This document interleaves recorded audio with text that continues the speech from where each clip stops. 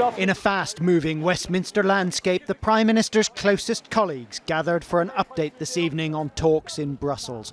Talks on a deal they will all be held responsible for. Who's going to blink first, Mr Smith, the government or the EU? I think you'll find that we're conducting an extremely tough negotiation. The Prime Minister's doing an exceptional job and everybody is behind her. But not everybody is as close behind as they were. The DUP are threatening the very agreement which keeps Mrs May in power. They fear she might accept an EU proposal which could weaken the union. It is unnecessary, it's unreasonable, and it would break up the United Kingdom. And if to get that message over to the government we have to vote against important pieces of legislation that they need our vote for, then we'll do that. The Prime Minister looked relaxed on a visit earlier in the day, but she later told journalists the DUP will do what the DUP will do. The trouble for her is Brexit-supporting Conservatives may well do it too. The government must take this very seriously. Without the support of the DUP, there is no government. The government does not command a majority. And the DUP wants two things. It wants the integrity of the United Kingdom and it wants a proper Brexit.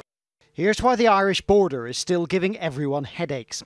In case there is no free trade deal, the EU wants a backstop, an insurance policy to keep the border open while still being able to check goods which might cross it into the single market. The EU's solution is to keep Northern Ireland inside the single market.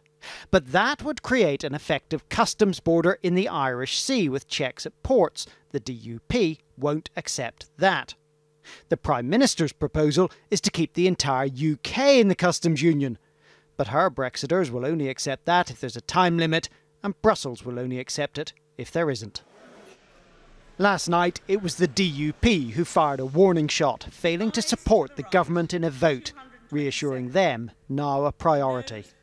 The DUP red lines are actually Theresa May's red line. She's made it very, very clear that she will not allow there to be a border down the Irish Sea, that the integrity of the United Kingdom must remain intact.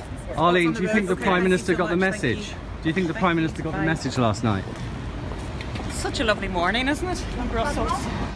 But finishing 3 days of talks in Brussels, the DUP leader did not sound reassured. Arlene Foster saying in a statement that the EU's Northern Ireland proposals are not the best of both worlds, but the worst of one world that could not, in good conscience, be recommended by the Prime Minister. Carl Dinnan, News at 10, Westminster.